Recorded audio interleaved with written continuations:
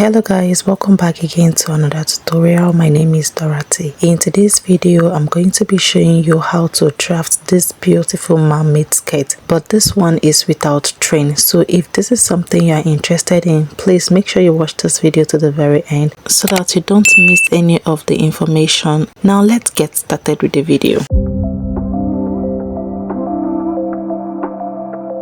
So guys, I will be using this Duchess silk material for this tutorial and I will be drafting directly on it. What I'm having here is 2 yards, so depending on how full you want your skirt to be, I think 2 yards to 3 yards should be enough. Now the first thing I did was to fold my fabric into 2 like this, just the way you see me doing. Now the measurement that I use in folding these pieces is the biggest body measurement for the skirt. And for every skirt, the biggest body measurement is the hip measurement. So I divided the hip measurement that I am working with by 4. After that, I added 10 inches to the hip measurement. So now I'm just going to use my office pin to hold all the edges down so that when I'm drafting on it, it doesn't shift or move. After pinning the edges of the fabric, what I did next was to trim off these edges. Okay, so this part that I am trimming off is going to serve as the waistline. If you don't want to trim out your own edge, you can just go ahead to rule an horizontal line of about ½ an inch. You know, after drafting, you're still going to cut the edge out. After trimming out the edges, this part that I trimmed out is going to be my waistline. So now I'm just going to place my measuring tape on the waistline and I'm going to be marking all the vertical measurements. From the waist to the hip line is 9 inches. I marked that. Then from the waist to the nail line is 21 inches. But because I want to contour the nail line, I minus 3 inches from the actual nail measurement. So 21 minus 3 is 19 inches. So my new nail line now is 19 inches. I mark that. Now for the length of the skirt, I'll be working with 44 inches because I will be wearing a heel. So if you want yours to be really long, or if you'll be wearing heels, so go ahead to measure your desired length of the skirt. Okay, now I'm just going to use my straight ruler to connect all those points that I have marked horizontally like this. Now we are just going to mark all our horizontal measurements. So here on the hip line, I'm just going to mark quarter of my hip circumference measurement here. Quarter of the hip circumference measurement that I am working with is 11 inches. So I mark this 11 inches on the hip line. The same thing here on the waistline and also here on the nail line. After that, I'm going to use my straight ruler to connect all these points that I have marked on a straight line. And I'll be connecting this line all the way down to the length of the skirt. The reason why I marked the hip measurements on all the horizontal line is because this line that I am ruling right now is going to serve as a guide to contour the skirt properly. So now let's mark all the other vertical measurements. Here on the waistline, I divided the waist circumference measurement that I am working with by 4 and I marked it. Then on the hip line, you can see that we already have our hip measurement right there. Okay, so now I'm just going to use my curve ruler to connect this point that I marked on the waistline to the hip line like this.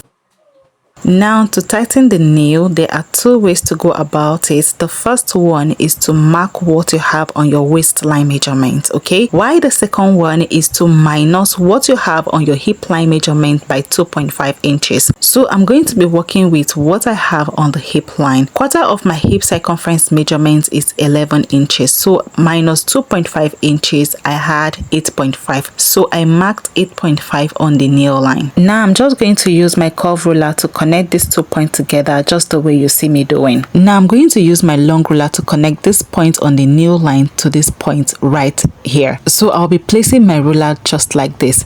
Remember that when I was measuring this piece out, I added extra 10 inches to the actual hip measurement and plus the sewing allowance. So it all depends. If you want yours to be way fuller, you can make it 15 inches or 20 inches. But for me, I'm working with 10 inches, which is perfect fine. So I'm just going to connect the 2 points like this to give us the mermaid shape. Now the next thing I will be doing is to add my sewing allowance. I will be working with 1 inch sewing allowance. So here on the waistline, I marked the 1 inch. I did the same thing here on the hip line and also here on the nail line. After that, I'm just going to use my ruler to connect all those points together like this.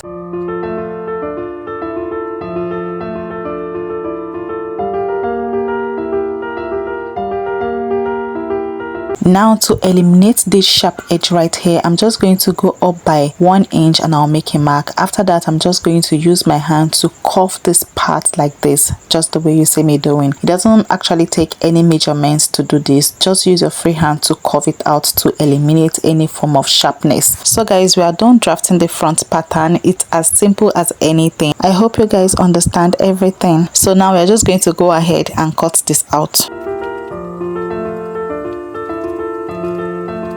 Now we have our front skirt piece ready. The next thing we are going to do is to draft the back piece, and I'm going to be doing the same thing. I'll be folding my fabric into two. Okay, after folding the fabric into two, the next thing I did was to use my office pin to hold the edges down so that when we are drafting on it, it doesn't shift or move. So if you're working with a silky fabric like this that is very shaky, please go ahead and pin down your edges. It will be much easier for you to draft when the edges are pinned down. Now I'm going to place the front piece on the back piece like this. Then I will arrange the front piece on the back piece properly so that everything will be equal. The waistline, the length, even the side will be equal. But for the center back, I'm going to be leaving about 4 inches allowance for zipper. So here is the waistline, here is the hip line, and here is the nail line. Now the next thing we are going to do is to drop the back nail line by 1 inch. This is because the front and the back nail line are not the same. Now if you take your measurement properly, maybe you tie something around your waist and you measure from your waist to your nail line in front and you measure from your waist to your nail line at the back, you will discover that the back nail line is lower than that of the front. This is because of the bum bum. If you have ever measured a client with big bum or you have a big bum yourself, you will understand what I am saying. So after dropping the back nail line by 1 inch, I went on to connect the point horizontally. And now you can go ahead and place your ruler like this. Then you're going to connect this line on a straight line if you want. But if you want any tail, maybe a little bit of tail or a line at the back, then you're going to place your ruler like this in a slanted way like this. Then you connect this point all the way down to the length of the skirt.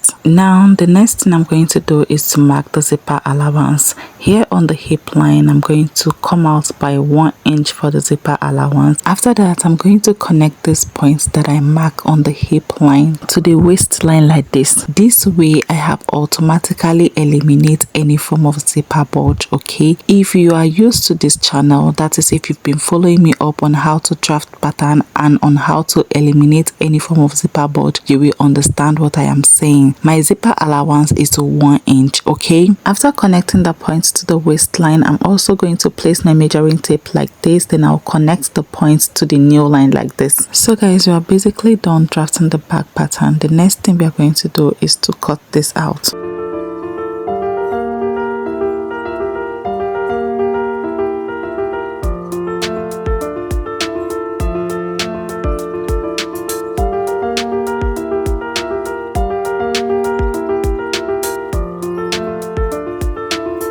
So guys, we are done drafting the front and the back pieces of the mermaid skirt. If you have watched this video to this point, thank you so much. I hope you find this video really helpful. In my next video, we will be making dress with this. So if you want to see the video of the dress making, let me know in the comment section. For now, bye. See you all in my next video.